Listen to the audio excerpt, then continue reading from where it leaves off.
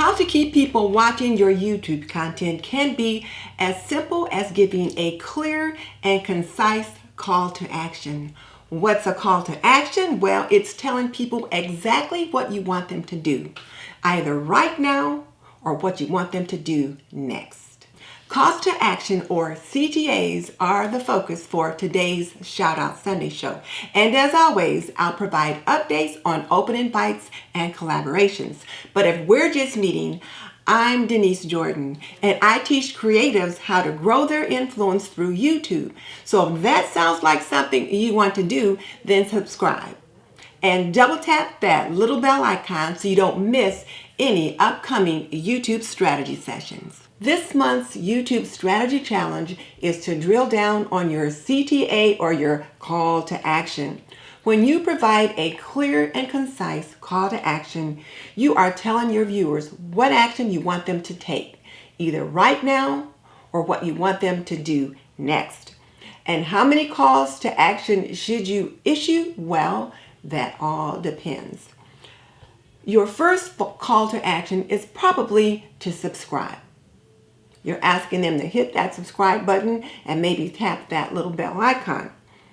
Then you might offer a question of the day, and you say drop your answers in the chat box or drop your answers in the comment section. You may suggest to watch this video or check out the playlist in the description box.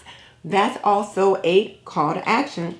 And then you might repeat another request to subscribe toward the end of your video, or maybe you've got some kind of a freebie that you want them to take advantage of. So you might say something like, be sure to download my free meal planning bundle. Just click on the link in the description box below and you can get immediate access to it. All of those are calls to action. So you could have anywhere from 2, 3, or 4 or more calls to action in a video. And depending upon how many questions you ask, you may have more. So the video assignment for today's YouTube strategy comes from Salma Jafri, and it is entitled How to End a Video, YouTube End Screen CTAs. And I put the link in the description box so that you can access it easily. And what I want you to do is to examine this video carefully. Now, if you followed me for any length of time, you know when I say examine, that means I want you to take the video apart. Get out a pencil and paper, take notes as you work through the video, and really examine what's going on in the video, how she's implementing or executing various actions. So here's what I want you to focus on as you examine this video. And this is one of the calls to actions that I am making on this particular video. First of all, how does she start the video? What is her hook? And is there an immediate call to action? From my perspective, she starts the video with a story that contains a question. We looked at one of her other videos previously where she talked about how to begin a video. If you've not seen that video, I highly encourage you to check it out because she gives you several different ways to start your videos. But in this particular video, I believe she's using a story format that has a question embedded in it. Then you get her logo, her intro, and in less than a minute, she's into her content. So what happens on the screen when she gives her call to action to subscribe? Is there anything going on the screen that kind of catches your eye?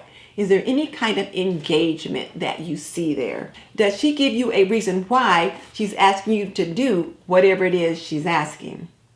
And then how did you respond to that particular call to action? Did you do what she asked you to do or not? Write that answer down in your little notebook as you work your way through the video. Salma then says that there are 2 objectives that you should have in mind when ending your videos. What are those 2 objectives? Put those in your little notebook, and as you work through the video, be thinking about how you can apply those objectives to your next video. Because remember, the whole idea behind taking advantage of this YouTube challenge is to apply these actions to your own YouTube channel, to your YouTube videos. Now, over the past few months, we've been focused on how to improve our watch time. And Salma introduces the concept of end screens, playlists, and lead magnets. So ask yourself these questions and be sure to write down the answers in your notebook.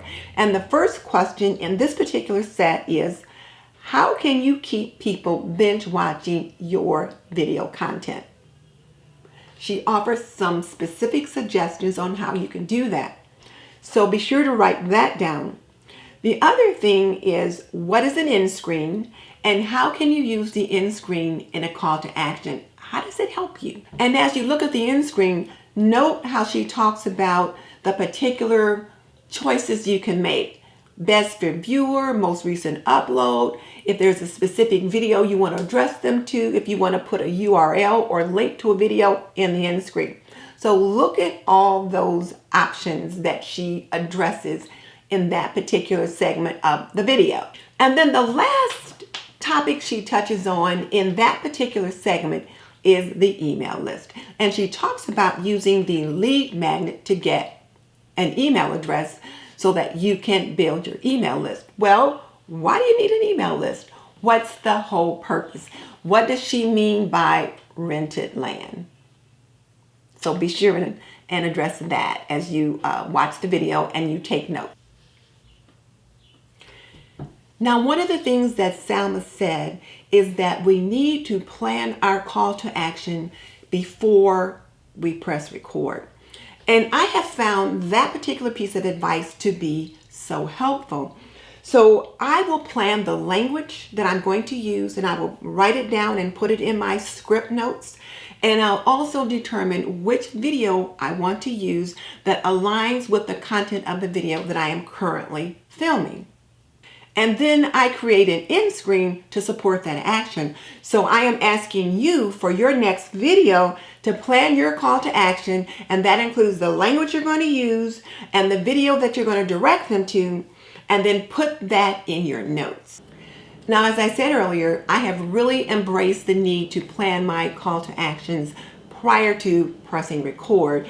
It just helps me to end my videos much more smoothly. I'm not stopping and starting and stumbling over my words. For example, if I'm finishing up a video on how to clean your stovetop, then I might say, once you're done here, click on the link in the description box below and check out my video on how to clean your oven. It just helps me to choose that video that's going to align with whatever it is I'm talking about. Now let me recommend one more video on the subject of call to action. And this particular video is by Brian T. Johnson and it's titled just that, Call to Action. And I've got it linked in the description box as well. And let me just warn you, this is one of Brian's older videos. And in his older videos, he was a bit more quirky than he is today. But it's Brian G. Johnson, like he really is, Brian G. Johnson. Not only does he give you the information that fully complements the video by Salma Jafri, but he also gives you concrete examples of what it is he's talking about. And as you watch this one, you want to focus on how is he engaging the viewer, how does he inject humor into the video, and is there any interactive content in that video? So examine that one as well. And it's less than 7 minutes long and you'll get a lot of value from that video. So we are trying to level up our YouTube game by 1% on every video. And this month's YouTube challenge is the call to action.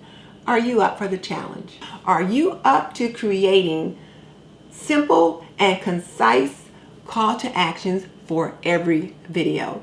If you are, drop me a note in the comments section that says I'm leveling up with CTAs. If you're a member of the Sister Circle private Facebook group, go on over there and drop the link to your next video where you apply this technique in the Level Up Friday discussion thread.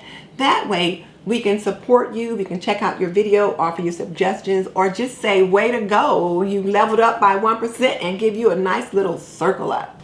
If you're not a member of the Sister Circle private Facebook group, you're welcome to join. The link is in the description box below.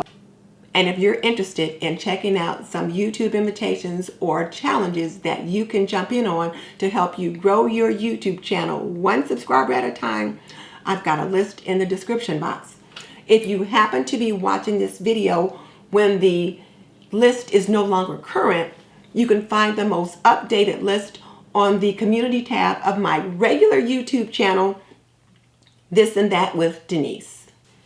And if you're looking for a community of like-minded women who have banded together to support one another on this YouTube journey, then I invite you to subscribe to YouTube Talk with Denise Jordan.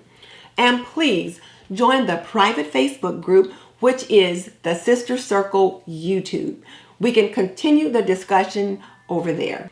And if you're interested in traditional homemaking, then I invite you to join my traditional homemaking Facebook group. That particular group supports my YouTube channel, This and That with Denise Jordan. And that link is in the description box as well. So if you're looking for the best tips, talk, and strategy on how to grow your YouTube channel one subscriber at a time, then join me every Sunday night at 7:45 p.m. Eastern for YouTube Talk with Denise Jordan. I'll see you next time.